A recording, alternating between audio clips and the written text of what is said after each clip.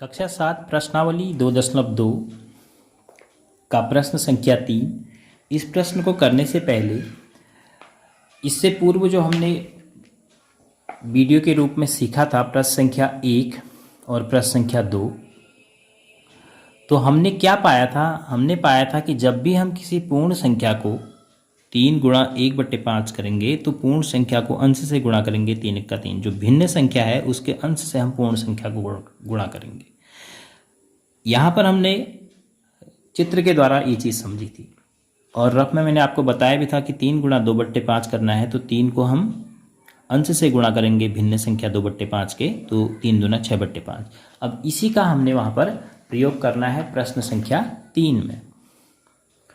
तो प्रश्न संख्या 3 के प्रत्येक भाग में हमें गुणा करना है एक पूर्ण संख्या को एक भिन्न संख्या से, और यदि वह विषम भिन्न के रूप में हमें मिलता है तो उसको हमने मिश्रित भिन्न के रूप में व्यक्त भी करना है। तो जैसे सबसे पहले 7 गुणा 3/5, तो 7 तियाँ 21/5। फिर हमने इसको बराबर 5 का भाग दिया, 4 बार गया, 5 चौको 20, 4 सही 1 बचा बटे 5, ऐसे मिश्रित भिन्न के रूप में व्यक्त करना है।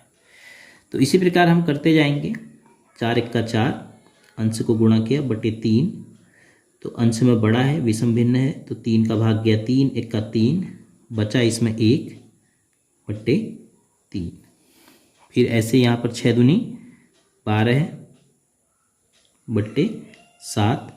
फिर आप 7 से भाग देंगे तो 7 1 का 7, बचा 5, 1 सही 5 बटे 7। अब 5 दूनी 10, अंश को गुणा करके 10 बटे 9, 9 का भाग देंगे 10 में 1 बार जाएगा, 9 1 का 9, बचेगा भी 1, 1 सही 1 बटे 9। 5वां भाग, अब इसको पूर्ण संख्या को बाद में लिखा है तो इससे कुछ फर्क नहीं पड़ेगा। 4 दूनी 8 बटे 3, 3 का भाग दिया तो 3 दूनी 6, 2 बार गया, बचा 2, 2 सही 2 बटे 3। इसी प्रकार छठा भाग, 5 6 30 बटे 2, तो 2 का भाग गया 30 में कितनी बार? 15 बार। 11 चौको 44 बटे 7, तो 7 का भाग गया 44 में, 7 6 42, 6 बार, बचा 2, 6 सही 2 बटे 7। यहाँ पर 20 चक्को। अब देखो यहाँ पर एक प्रश्न पहले आया, एक अब आ गया ऐसा जिसमें कि हम हर से, देखो हर में 2 है, हर से हम पूर्ण संख्या को या अंश को काट भी सकते हैं अगर कैंसिल हो रहा है। तो यहाँ पर हम दूसरे तरीके से करें तो माना और छोटा कर दें इसको, 5 1 का 5, 5 चक्को 20, ये तो फिर 4 चक्को 16 है, बट्टे में क्या बचा? 1, तो बट्टे में 1 को हम छोड़ देते हैं तो इसको हम सीधे क्या लिखेंगे? 16 है। और अगर आप सीधे गुणा करते हैं तो 20 चक्को 80 बट्टे 5, 5 का भाग देंगे ऐसे में, फिर भी 16 आएगा। तो ये भी ध्यान रखना है कि यदि पूर्ण संख्या से हर कैंसिल हो रहा है तो हम उसको सरल करेंगे।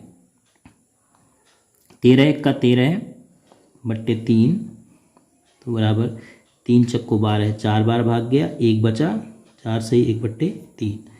अब यहाँ पर फिर देखो कैंसिलेशन पॉसिबल है। 5 1 का 5, 5 तियाँ 15, तो 3 तियाँ 9, अब अंश से ये गुणा होगा, 3 तियाँ 9 बट्टे 1, तो 9 बट्टे 1 को क्या लिखा जाएगा?